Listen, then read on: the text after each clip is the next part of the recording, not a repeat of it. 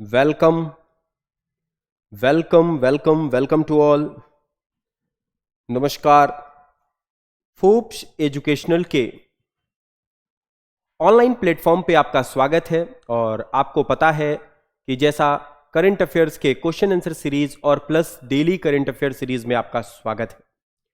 जैसा कि आपको पता है कि जितने भी अपकमिंग एग्जाम हैं, जैसे रेलवेज है, रेलवेज की काफ़ी अच्छी वैकेंसी, टेक्नीशियन, आरपीएफ और साथ में एएलपी के लिए इंपॉर्टेंट करंट अफेयर्स, रेलवे अपने मैक्सिमम क्वेश्चन इन्हीं करंट अफेयर से जाता है. साथ में आपका अपकमिंग एग्जाम एसएससी, सीजीएल,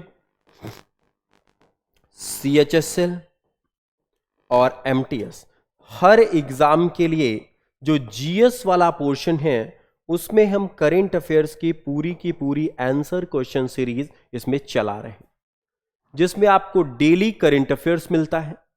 जो भी डाउट्स हैं उस डाउट्स को हम रियल टाइम पे आपको क्या करते हैं, क्लियर करते हैं. जहां भी प्रॉब्लम होगी उस प्रॉब्लम को भी दूर किया जाएगा. साथ में इसी के साथ हम चर्चा करते हैं स्टैटिक के बारे में. स्टैटिक का मतलब होता है तथ्यात्मक जानकारी और इसमें पूरी चर्चा. तो जैसा कि आप लोगों को पता है डेली ये सीरीज है. अगर आपने हमारी प्रीवियस क्लासेस नहीं देखी है तो 100% कंपलसरी है वो क्लासेस आपको देखना, क्योंकि इधर उधर की बातें नहीं, हम to the point exam point of view से भी बात करेंगे. ये जो व्यक्ति दिख रहा है ये कौन है,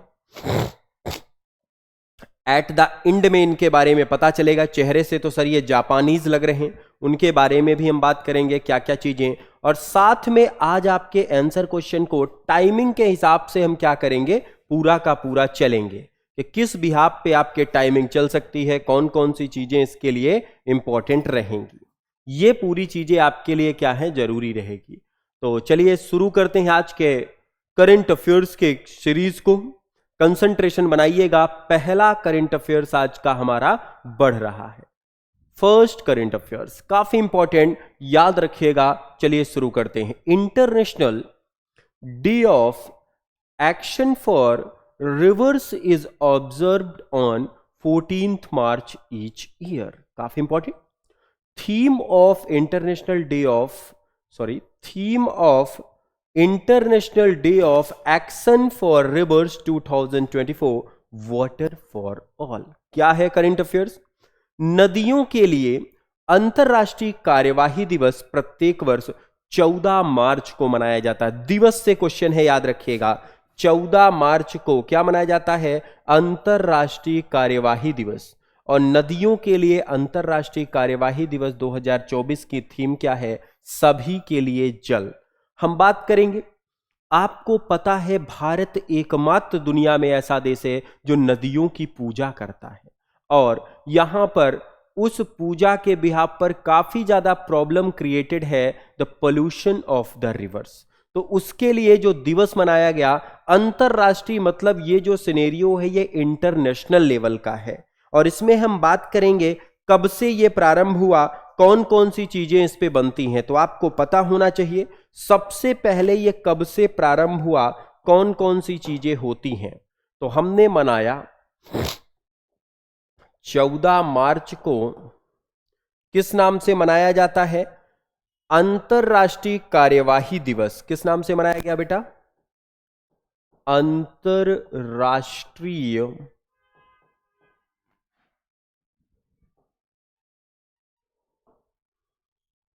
या इसी को जानते हैं international day of action for river. International day of action for river, international day of action for river, अंतरराष्ट्रीय कार्यवाही दिवस. किस लिए मनाया जाता है, नदियों के लिए. किसके लिए मनाया जाता है बेटा, ये रिवर्स के लिए. और इस बार के विषय क्या है, सभी के लिए जल, वाटर फॉर ऑल. थीम की बात की जाए तो थीम है वाटर फॉर ऑल या सभी के लिए जल। कौन सी परियोजना चली है? सभी के लिए जल परियोजना, काफी इंपॉर्टेंट है। सभी के लिए जल या वाटर फॉर ऑल, ये क्या है? काफी ज्यादा इंपॉर्टेंट रहेगा। अब पूछा गया पहली बार ये कब मनाया गया, काफी इंपॉर्टेंट। तो याद रखिएगा फर्स्ट बार ये 1977 में ब्राजील, कहा 1977 में ब्राजील में कुर्टिबा बांध जल जीवन का महत्व बताया गया। कौन सा बांध था? कुर्टिबा बांध। पहली बार यह कार्यवाही दिवस कुर्टिबा बांध में मनाया गया जल जीवन पर, या कहा गया जल ही जीवन है, वाटर इज लाइफ। इसके ऊपर यह पूरा का पूरा सिनेरियो बनाया गया था। आपको पता होगा कि 20 देशों को नदी विशेषज्ञों ने 14 मार्च को, अब हुआ क्या, धीरे धीरे लोगों ने कहा कि वाटर को क्या करना है, हमें बचाना है, बचाना है, बचाना है। इसके लिए 20 देशों के नदी विशेषज्ञों ने, कौन बेटा? 20 देशों के नदी विशेषज्ञों ने मिलकर 14 मार्च को घोषित कर दिया नदी कार्यवाही दिवस। क्या घोषित किया गया है? नदी कार्यवाही दिवस मनाया जाएगा। कब मनाया जाएगा बेटा? 1900, कब? 14 मार्च को मनाया जाएगा। शुरू कब से किया गया? 1977 से। इस बार हमने 26th एनिवर्सरी या 26वीं वर्षगांठ मनाई है। कौन सी वर्षगांठ है ये? 26वीं वर्षगांठ मनाई गई है, बिल्कुल। और पारिस्थितिकी तंत्र के विकास के लिए यह काफी आवश्यक है। नदियां हमारे इकोसिस्टम के डेवलपमेंट के लिए, पारिस्थितिक तंत्र डेवलपमेंट ऑफ इकोसिस्टम, परितंत्र के विकास के लिए सहायक हैं। किसके लिए सहायक है? परितंत्र के विकास के लिए। कहा गया सस्टेनेबल ग्रोथ ऑफ इकोसिस्टम के लिए काफी ज्यादा जरूरी पड़ेगा। और भारत में पर्टिकुलर छोटी बड़ी मिला के कई सारी नदियां हैं, और भारत में, इंडिया ऐसा देश है जहां नदियों की क्या होती है? पूजा होती है, नदियों की पूजा। और इस पूजा के कारण काफी ज्यादा यहां पर क्या है? प्रदूषण होता है। इस प्रदूषण के रोकथाम के लिए, बचाने के लिए national green tribunal, NGT, national green tribunal एक कमेटी है जो नदियों के प्रदूषण को कम करेगा। एनजीटी क्या करेगा? नदियों के प्रदूषण को कम करने के लिए। कौन सा बना है? एनजीटी, नेशनल ग्रीन ट्रिब्यूनल बनाया। क्लियर रहेगा? इसका गठन कब हुआ? 18 अक्टूबर 2010 को। एनजीटी का गठन कब हुआ? 18 अक्टूबर 2010 को इसका क्या हुआ है बेटा? गठन हुआ। तो बिल्कुल याद रखेंगे अभी हम नदियों के माध्यम से। तो नदियों का कार्यवाही दिवस अगर आपसे पूछा जाए कब मनाया जाता है, तो 14 मार्च को। कब मनाया जाता है बेटा? 14 मार्च को। सर्वप्रथम जो है ये नदियों के लिए मनाया गया। इस बार की थीम है वाटर फॉर ऑल, सभी के लिए जल।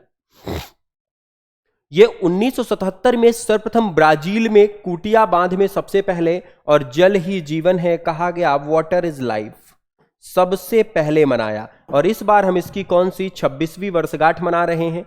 14 मार्च को ही। नदियों के प्रदूषण को कम करने के लिए भारत में कई सारे सिस्टम चल रहे हैं। तो उसके लिए जो बिहाफ चालू हुआ, डेवलपमेंट फॉर द इकोसिस्टम, परितंत्र के सतत विकास के लिए यह सिनेरियो स्टार्ट हुआ। और नदियों की पूजा, इसी से क्या होती है? Worship for river.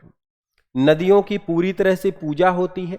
किसके लिए चर्चा है इसमें? पोल्यूशन के लिए और रेमेडीज के लिए, पूरे के पूरे पोल्यूशन को बचाने के लिए एनजीटी। किसकी चर्चा आई? National green tribunal. ये कब आया? नेशनल ग्रीन ट्रिब्यूनल 18 अक्टूबर 2010। बिल्कुल याद रखेंगे, इसका गठन किया गया। करता क्या है? जो भी आपका पर्टिकुलर इकोसिस्टम में गड़बड़ी है या नदियां प्रदूषित हैं, तो उस प्रदूषण को बचाने के लिए, उम्मीद करता हूं आपको पहला करंट अफेयर्स क्लियर हुआ।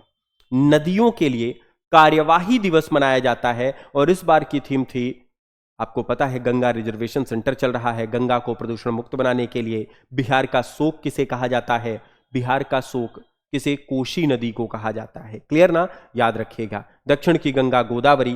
पूजा की बात की जाए तो कौन कौन सी गंगा? गंगा, ब्रह्मपुत्र, यमुना, गोदावरी, इन सब नदियों की यहां क्या होती है? वर्शिप होती है, पूजा होती है। इसीलिए नदियों का पूरा सानिध्य इसी के बिहाफ पर बनता है। इंपॉर्टेंट करंट अफेयर्स आपके लिए काफी ज्यादा इंपॉर्टेंट ये बन चुका है। क्लियर है? तो नदियों के लिए अंतर्राष्ट्रीय कार्यवाही दिवस कब मनाया गया? 14 मार्च को। एनजीटी क्या है? नेशनल ग्रीन ट्रिब्यूनल कब आया? रेलवे का बहुत इंपॉर्टेंट क्वेश्चन एसएससी का 2010 में। अगले करंट अफेयर्स काफी ज्यादा important. Asif Ali Zardari of Pakistan become the new president, that is 14th of Pakistan on 10th March 2024. Asif Ali Zardari is the first person to become the president of Pakistan for the second time. The first time was from 2008 to 13. देखिए आपके पड़ोसी मुल्क के बारे में चर्चा है। अभी अभी हमने एक बांध भी देखा था तो उसके बिहाफ पर भी चर्चा क्या है? पाकिस्तान के आसिफ अली जरदारी 10 मार्च 2024 को पाकिस्तान के नए राष्ट्रपति कितने नंबर के बने बेटा? 14वें। तो आपसे डायरेक्ट पूछेगा आसिफ अली जरदारी कितने नंबर के राष्ट्रपति बने? 14th। आसिफ अली जरदारी दूसरी बार पाकिस्तान के इतिहास में ऐसा व्यक्ति पहली बार हुआ है जो 2 बार क्या बना है? पाकिस्तान का राष्ट्रपति बना, और उसका नाम है आसिफ अली जरदारी। पहली बार ये 2008 से 2013 में रहे, अब उसके बाद यहां पर बनाया गया। काफी ज्यादा इंपॉर्टेंट रहेगा, तो हम देखते हैं इसके बारे में। इस बार का ये कहां के हैं? याद रखेंगे, राष्ट्रपति या प्रेसिडेंट ऑफ पाकिस्तान। पाकिस्तान के राष्ट्रपति बने, क्या नाम है? याद रखेंगे, आसिफ अली जरदारी। कितने नंबर के हैं बेटा? 14th, 14वें नंबर के। इनके बारे में कुछ चर्चाएं हम देख लेते हैं, आपको बता देते हैं क्या है। आसिफ अली जरदारी कितने नंबर के? 14वें नंबर के। याद रखेंगे इनका नाम आसिफ अली जरदारी। कितने नंबर के बेटा? 14वें नंबर के। कहां के बने हैं? पाकिस्तान के। क्या बने हैं? राष्ट्रपति। कितनी बार बने? दूसरी बार बने। कितनी बार? Second time. पाकिस्तान के इतिहास में पहला व्यक्ति है जो 2 बार माननीय राष्ट्रपति बने वहां के। और इन्होंने इमरान खान के कैंडिडेट महमूद खान अचकाई को, किसको हराया है? इमरान खान के कैंडिडेट, क्या नाम था उनका? महमूद खान अचकई। महमूद खान अचकई को हराया है।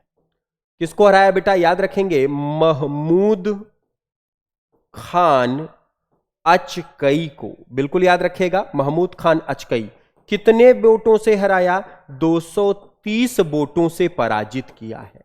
कितने वोटों से पराजित किया बेटा? 230। He the Imran Khan candidate, किसके कैंडिडेट थे? इमरान खान के। क्या नाम था? Mahmood Khan. Defeated the 230 votes. और जरदारी को 411 वोट मिले। टोटल बात की जाए, ये पर्सन थे 2। This is Zardari and second one, the person name is the Mahmood Khan. Zardari को टोटल जो वोट मिले 411 वोट मिले, और महमूद को जो टोटल वोट मिले वो मिले थे 118 वोट। इसलिए ये पर्टिकुलर दोनों 230 वोटों से क्या हुए? ये जीत गए, 1 हुए।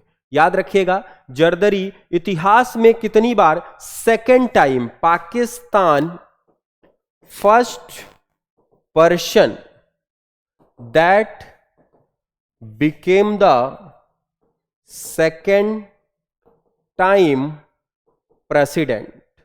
पाकिस्तान के इतिहास में प्रथम व्यक्ति है, इसलिए पूछा जाएगा इतिहास में प्रथम व्यक्ति है। क्या है बेटा? प्रथम व्यक्ति। सर्वप्रथम कब बने थे? वर्ष 2008 से 2013 तक। क्या नाम था इनका? जरदारी। और ये स्थान किसका लेंगे? आरिफ अलवी का। किसको हटा रहे? 13वें कौन थे? आरिफ अलवी। कितने नंबर के थे? 13th प्रेसिडेंट का स्थान लेंगे। स्थान किसका ले रहे हैं? याद रखिएगा, आरिफ अलवी का। तो बिल्कुल याद रखिए, इमरान खान के कैंडिडेट को हराया आसिफ अली जरदारी। कितने नंबर के? 14वें नंबर के। कितने नंबर के बेटा? 14th नंबर के बने। पाकिस्तान के राष्ट्रपति और पूरे इतिहास में कितनी बार? दूसरी बार राष्ट्रपति बनने वाले व्यक्ति बने। कितनी बार बेटा? दूसरी बार राष्ट्रपति बने हैं ये। साथ में इन्होंने इमरान खान के कैंडिडेट महमूद अचकई को हराया 230 वोटों से। 411 वोट इनको मिले थे इतिहास में प्रथम बार। और इन्होंने इसके पहले जो थे वो कौन थे? आरिफ अलवी। कौन थे? आरिफ अलवी। बिल्कुल याद रखेंगे। अब पाकिस्तान के बारे में थोड़ा सा हम आपको बता देते हैं कि पाकिस्तान की राजधानी क्या है। पहले भी चर्चा हुई। What is the capital of Pakistan? राजधानी की बात की जाए तो इसकी राजधानी है Islamabad. What is the capital?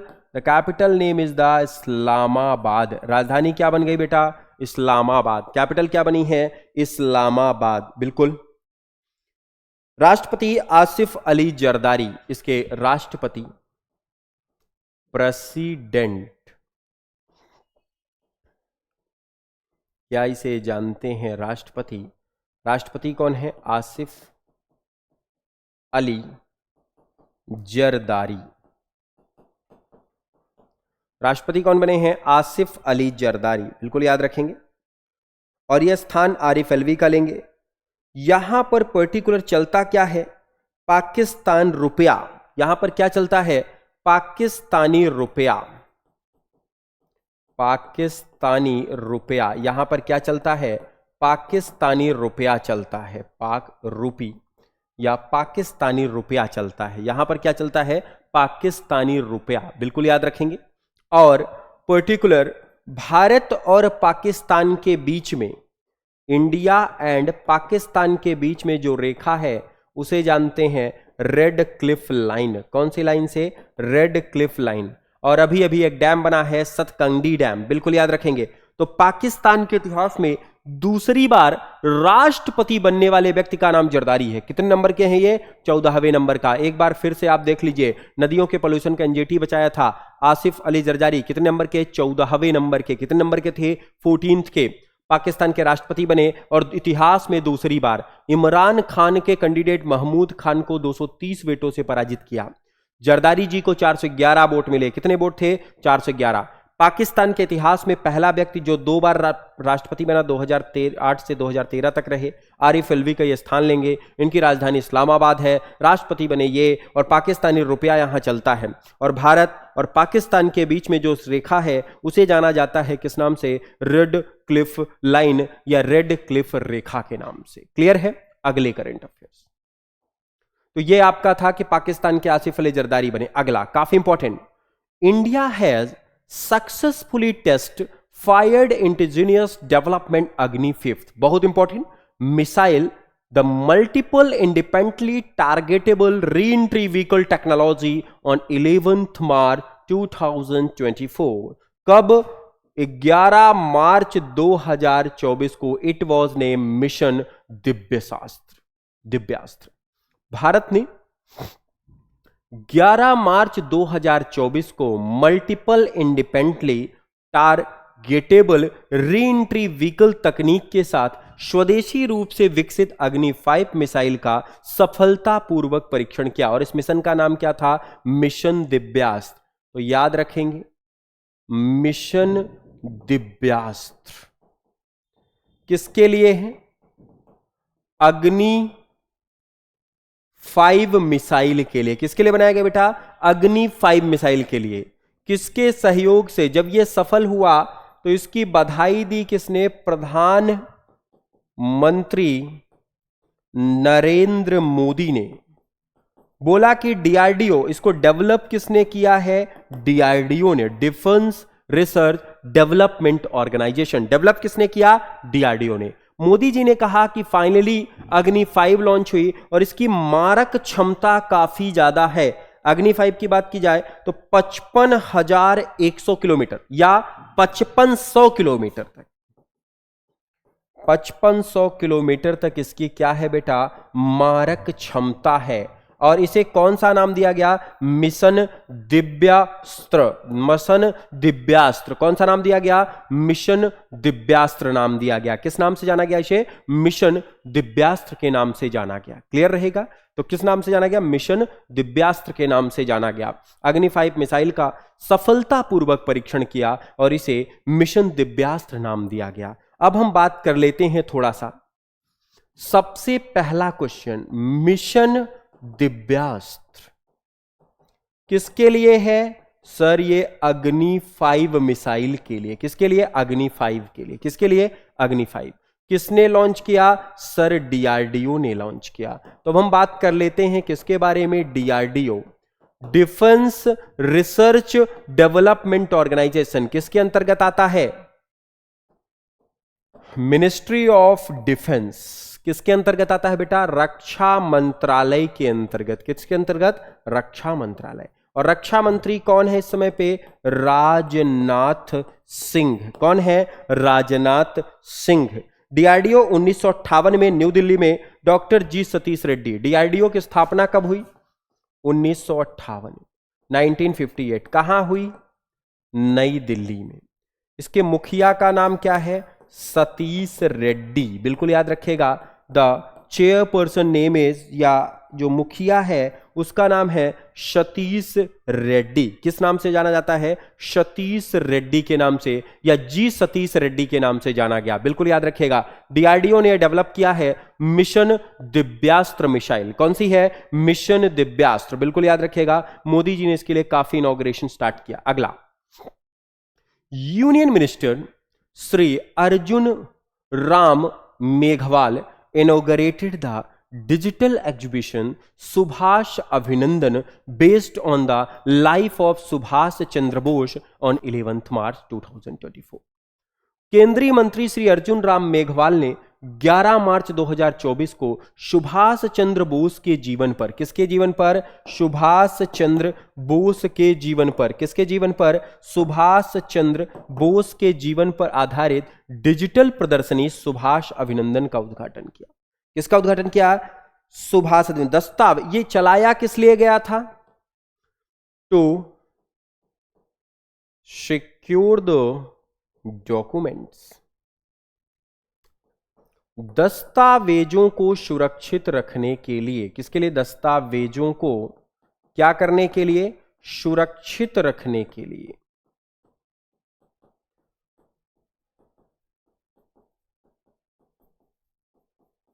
दस्तावेजों को सुरक्षित रखने के लिए चालू किया गया। किसके लिए था, दस्तावेजों को सुरक्षित के लिए। और इसमें सुभाष चंद्र बोस के स्ट्रगल को दर्शाया गया। किसको दर्शाया गया बेटा, सुभाष चंद्र बोस के स्ट्रगल। 1920 से लेकर 1940 तक के इनका पूरा स्ट्रगल, साथ में आजाद हिंद फौज के साथ, रानी लक्ष्मीबाई ब्रिगेड के साथ, इस प्रकार का पूरा सिनेरियो क्या हुआ, इनके लिए रखा गया, बताया गया। तो ये काफी इंपॉर्टेंट बना। सुभाष अभिनंदन टू सिक्योर द डिजिटल, और सुभाष चंद्र बोस के लिए एक दिवस मनाया जाता है 23 जनवरी को। जो दिवस मनाया जाता है इनकी याद में, उसे जानते हैं किस नाम से बेटा, पराक्रम दिवस। किस नाम से मनाया जाता है, पराक्रम दिवस के नाम से। काफी ज्यादा इंपॉर्टेंट बनेगा। To secure the digital documents of the history, इतिहास के डॉक्यूमेंट को सुरक्षित रखने के लिए केंद्रीय मंत्री ने सुभाष अभिनंदन, नेताजी सुभाष चंद्र बोस की डिफरेंट एक्टिविटीज को सुरक्षित रखने के लिए यह पूरा का पूरा प्रोग्राम बनाया। क्लियर रहेगा। पहला करंट अफेयर्स नदी से संबंधित, दूसरा पाकिस्तान के प्रधानमंत्री, तीसरा अग्नि 5 और चौथा केंद्रीय मंत्री ने सुभाष अभिनंदन लॉन्च किया। अगला question, ministry of information and broadcasting, MIB का full form, Ministry of Information and Broadcasting organized a multi-stakeholder roundtable discussion on gender sensitivity portrayal of women in media on 11th March 2024. सूचना और प्रसारण मंत्रालय MIB ने 11 मार्च 2024 को media में, किसके लिए आया है, मीडिया में महिलाओं की लैंगिक संवेदनशीलता का चित्रण, मीडिया में महिलाओं की लैंगिक संवेदनशीलता चित्रण पर एक बहुहितधारक गोलमेज चर्चा का आयोजन किया। एक्चुअल में महिला सशक्तिकरण पर था, जेंडर इनइक्वलिटी पर। किसके ऊपर हुआ है? The gender sensitivity portal for women in media, महिलाओं की मीडिया में क्या सुरक्षित भागीदारी, उसके लिए कराया गया। और महिलाओं के नारी शक्ति के विकास, महिलाओं के नारी शक्ति विकास के लिए प्रोग्राम था, नारी शक्ति विकास, डेवलपमेंट ऑफ वुमेन एम्पावरमेंट, महिलाओं के विकास या वुमेन एम्पावरमेंट के लिए यह पूरा का पूरा इनका क्या है, प्रोग्राम चलाया गया। तो सूचना और प्रसारण मंत्रालय ने इसके लिए किया था, बिल्कुल याद रखिएगा, काफी इंपॉर्टेंट। और इसके लिए एक गोलमेज चर्चा का आयोजन किया गया। अगला, union minister doctor Jitendra Singh launched the common fellowship portal, a single interface between applicants and various fellowship scheme by the Department of Biotechnology in New Delhi। क्या हुआ? केंद्रीय मंत्री डॉक्टर जितेंद्र सिंह ने 12 मार्च 2024 को नई दिल्ली में जैव प्रौद्योगिकी विभाग द्वारा आवेदकों और विभिन्न फेलोशिप योजनाओं के बीच एकल interface common fellowship portal launch किया। कौन सा लॉन्च किया है? एकल इंटरफेस कॉमन। एक्चुअल में है क्या? जो भी टेक्नोलॉजीज के मदद में बाधक आ रहे थे, जो भी टेक्नोलॉजी का सस्टेनेबल ग्रोथ नहीं हो पा रहा था, तो उसके लिए यह कमेटी और उसका पूरा का पूरा सानिध्य इन्होंने बनाया। और उसके बिहाफ पर इसके पूरी ग्रोथ के लिए यह पूरा का पूरा कार्यक्रम क्या किया? आयोजित किया गया। तो केंद्रीय मंत्री डॉक्टर जितेंद्र सिंह ने 12 मार्च 2024 को नई दिल्ली में जैव प्रौद्योगिकी विभाग द्वारा आवेदकों और विभिन्न फेलोशिप योजनाओं के बीच एकल इंटरफेस कॉमन फेलोशिप, मतलब क्या हुआ? बायोटेक्नोलॉजी के सस्टेनेबल डेवलपमेंट के लिए पूरा का पूरा किया गया। अगला, ministry of rural development sign से memorandum of understanding with IIT Delhi to formalize their partnership in applications of geo particle technology and artificial intelligence. अब देखिए, काफी इंपॉर्टेंट बना। ग्रामीण विकास मंत्रालय ने भूस्थानिकी प्रौद्योगिकी और कृत्रिम बुद्धिमत्ता के अनुप्रयोगों में अपनी साझेदारी और औपचारिक रूप देने के लिए IIT दिल्ली के साथ एक समझौता ज्ञापन पर हस्ताक्षर किए। किसके साथ? IIT दिल्ली के साथ पर्टिकुलर अपनी प्रौद्योगिकी और इंटेलिजेंस को बढ़ाने के लिए। क्यों? क्योंकि आजकल आपने देखा होगा कि बहुत ज्यादा जमीन हस्तांतरण, पंचायती राज सिस्टम, इन सबको डिजिटलीकरण के लिए किया जा रहा। तो उसके लिए IIT दिल्ली के साथ इन्होंने मेमोरेंडम ऑफ अंडरस्टैंडिंग साइन किया है। क्या साइन किया है? मेमोरेंडम ऑफ अंडरस्टैंडिंग या MOU साइन किया, जिसमें सस्टेनेबल ग्रोथ और इनके बारे में पूरी की पूरी चर्चा के बारे में बात की गई। अगला, DST centre for policy research Punjab university release study title technology transfer hubs to enhance commercialisation of innovation in India. देखिए, काफी बड़ा काम हुआ है। Centre for policy research Punjab university ने 11 मार्च 2024 को भारत में नवाचार के व्यवसायीकरण को बढ़ाने के लिए प्रौद्योगिकी हस्तांतरण केंद्र शीर्षक से एक अध्ययन जारी किया। एक्चुअल में भारत में आए दिन कोई ना कोई स्टार्टअप स्टार्ट होता है, और आपको पता है स्टार्टअप शुरू तो होता है लेकिन पूरी तरह से वो नहीं हो पाता। तो जो भी एंटरप्रेन्योर या कोई भी बिजनेस स्टार्ट होता है, तो उसके ऊपर स्टडी करने के लिए एक शोध संस्थान पंजाब यूनिवर्सिटी ने रखा है कि हम कैसे उसके सस्टेनेबल ग्रोथ, कैसे उसको पर्टिकुलर पूरी तरह से बनाने के लिए उसके ऊपर पूरा ग्रोथ के लिए किया गया। और आपको भी पता है, technology transfer hub to enhance commercialisation of innovation in India, Bharat में पूरे के पूरे व्यवसायीकरण को बढ़ाने के लिए प्रौद्योगिकी हस्तांतरण केंद्र का उद्घाटन किया। क्या? किसके लिए? व्यवसायीकरण, कॉमर्शलाइजेशन को पूरी तरह से बढ़ाने के लिए यह सिनेरियो रखा गया है। याद रहेगा, कॉमर्शलाइजेशन को बढ़ाने के लिए यह पूरा का पूरा सानिध्य क्या किया गया? रखा गया। उसी के बिहाफ पर पंजाब यूनिवर्सिटी ने पूरा टारगेट अपना रखा है। अगला क्वेश्चन आंसर में चलते हैं। तो आज के पूरे करंट अफेयर्स आपको ध्यान रखेंगे, काफी इंपॉर्टेंट थे। पहला हमने देखा पर्टिकुलर नदी जोड़ो, दूसरा हमने देखा आसिफ अली जरदारी, तीसरा अग्नि 5, चौथा हमारा था केंद्रीय मंत्री आईआईटी दिल्ली और उनसे संबंधित कौन कौन से। आज का पहला question, who is the writer Hermes prize, sorry who is the winner Hermes prize 2024? काफी इंपॉर्टेंट। एर्मस पुरस्कार 2024 का विजेता कौन है? एर्मस पुरस्कार 2024 का विजेता कौन है? जल्दी से क्लियर करिएगा एक बार, आपको भी चीजें क्लियर हो जाएंगी जल्दी। वेरी गुड, कमेंट करके भी बता सकते हैं। एर्मस पुरस्कार किसने जीता?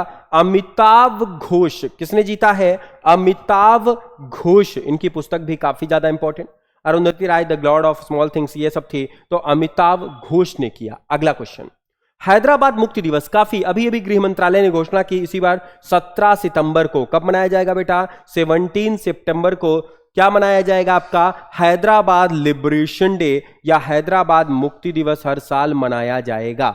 बिल्कुल याद रखिएगा, काफी ज्यादा इंपॉर्टेंट बनेगा, ये क्लियर रहेगा। हैदराबाद मुक्ति दिवस, एरएमएस अवार्ड आप याद रखिएगा, अमिताभ घोष। तीसरा question, who has been appointed as the new director general of police DGP? New appointments में आएगा and the person name is the Surendra Singh Yadav. क्या नाम है? सुरेंद्र सिंह यादव। तीसरा क्वेश्चन आपके लिए बन चुका है, हैदराबाद मुक्ति दिवस कब मनाया जाता है? 17 सितंबर। और ये अगला, what was the total amount of methane emission attribution to production the burning of the fossil fuels in 2023 में जीवाश्म ईंधन के उत्पादन और जलने के कारण मेथान उत्सर्जन की कुल कितनी मात्रा? 120 मिलियन टन। कितनी है? 120 मिलियन टन। आपके लिए बहुत इंपॉर्टेंट बनेगा ये, क्योंकि आपको पता है ऊर्जा के क्षेत्र में काफी बड़ा नाम आ रहा है, रिन्यूएबल और नॉन रिन्यूएबल के ऊपर पूरी चीजें रहती हैं, जिसके बिहाफ पर पूरी चीजें आपको इंपॉर्टेंट बनेंगी, तो ये आपके लिए जरूरी है। और इसमें कितना कार्बन एमिशन हो रहा? 120 मिलियन। और आज के अंतिम प्रश्न की बात करें तो who has been announced as the 2024 laureate of the Pritzker architect prize? Pritzker architect पुरस्कार 2024 के विजेता किसे? एजरेंडो अरावाना, इयॉन मैकपी, फ्रैंक गिरोनी, अरेत्योक यामोटो। तो जापान के थे रिकन यामोटो को यह अवार्ड दिया गया। और जो आपकी फोटो थी वो पर्टिकुलर इसी व्यक्ति की थी जिन्होंने ये अवार्ड जीता है। याद रखिएगा, ये वो पर्सन था। तो आज के करंट अफेयर्स के लिए इतना ही रहेगा। चैनल को लाइक करिएगा, सब्सक्राइब करिएगा और मैक्सिमम शेयर करिएगा। और जो भी कमेंट्स में समझ में नहीं आ रहा उसको लिखिएगा। क्वेश्चन आंसर डेली के रहते हैं, साथ में प्रीवियस और करंट अफेयर्स दोनों चीजें आपको दी जा रही हैं। अगर कोई दिक्कत है तो बताइएगा।